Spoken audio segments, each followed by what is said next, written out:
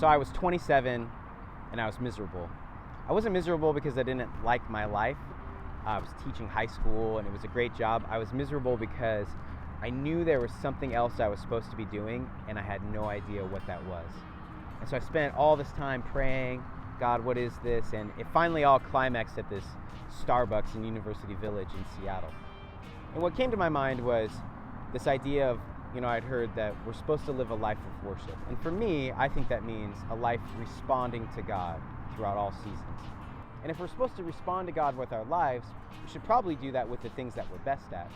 And when I looked at my life, I realized the things I was best at was making art. And I was like, really?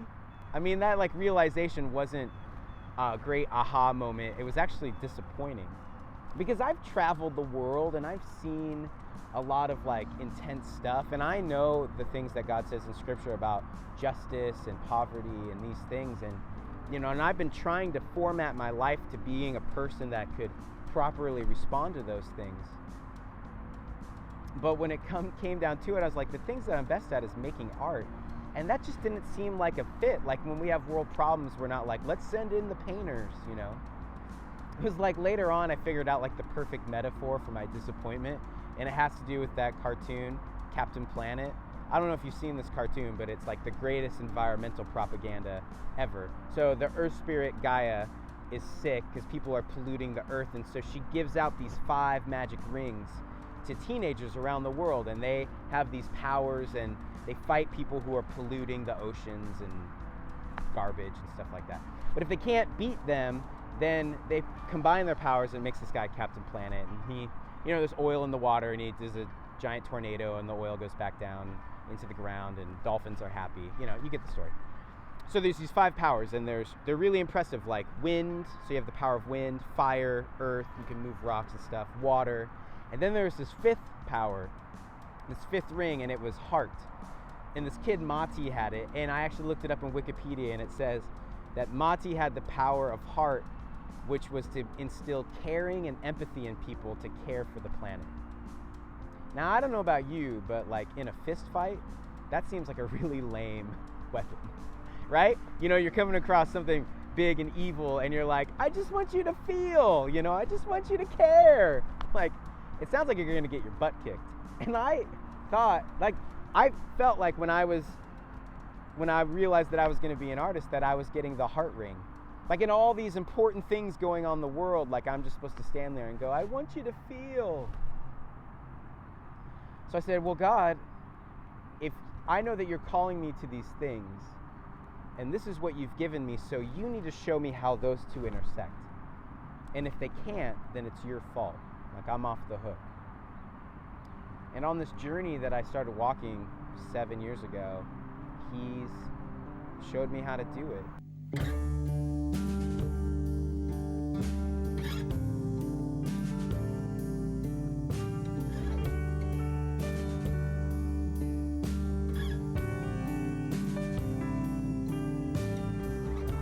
So that was the time where I think I first really embraced my calling. And I think this idea of calling is something that we're really obsessed with. I mean, most of you who are watching this are probably in college, and you're getting a degree, and then you're graduating, you're like, I've got a degree, I'm ready to save the world, I'm ready for my calling, and then you end up doing the job that you had before college, or you get a job not even doing what your degree is. I think that the question that we ask about calling is almost it's not the right question. Not that it's not a good question to ask, I just don't think it's the first question we should be asking. Because I hear in that idea of calling or my purpose or these things, really at the heart of it is, am I significant? What's my significance?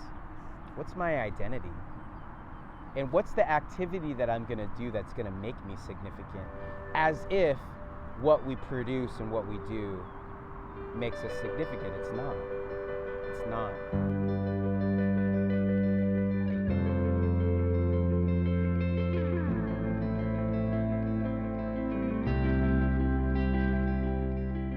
We need to start in love.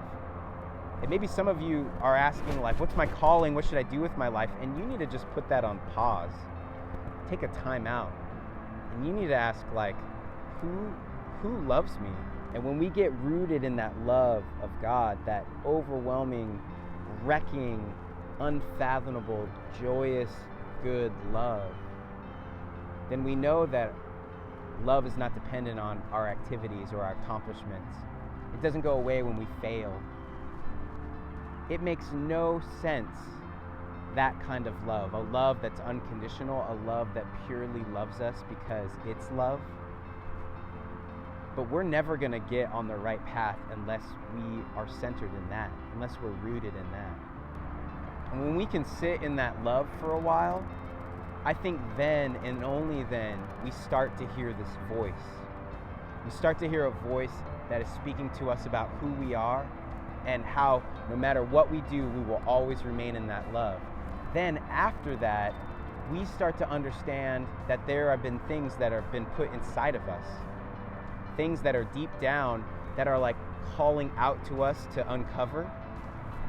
And if I had to give any advice or any kind of metaphor about what I think calling is, I think it looks like this, that there are like these seeds in you, but you don't know what those seeds are. They could be, an oak tree or a palm tree or a rose bush or something. You don't know what it is, but you know that you're gonna have to take those seeds and you're gonna plant them somewhere in the world, and it's gonna blossom somewhere.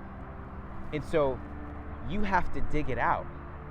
You have to spend time digging through all that mud and dirt and gravel and whatever is there to uncover those seeds.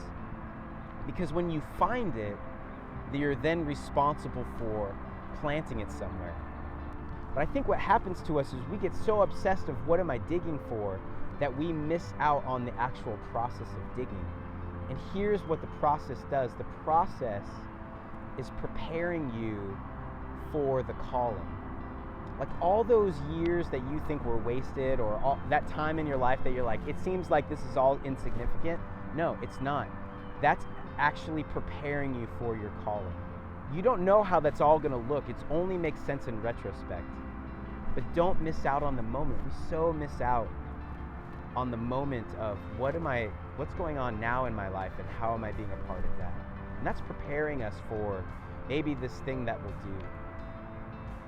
When you get your calling, are you going to be ready to sacrifice for it? When I understood that I was an artist, I had to make sacrifices for it. I quit my job teaching. I took a job waiting tables, which I thought I was done with in my life. And I had to make time to try to see if this would work out. It involved real sacrifice. I think we don't think of our calling as that way. We think of it as everything is going to turn out great then, but actually your calling is probably a call to sacrifice all these other things in your life to make a way for that. Your calling could be a number of things. It could be vocation, it could be geographical, it'll probably be seasonal, it could be lots of different callings. It might just be you being a great parent or having a simple job that you're faithful at.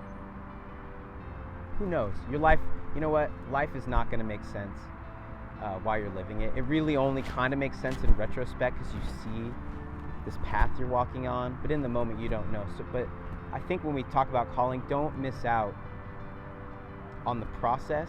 And first and foremost, start with God's love. Start in a spot where you are loved and you're present in that. And then and only then will you be able to uncover these things that God has put in you. And then you'll figure it out. It'll just come unexpectedly, and it'll be glorious, and you'll love it.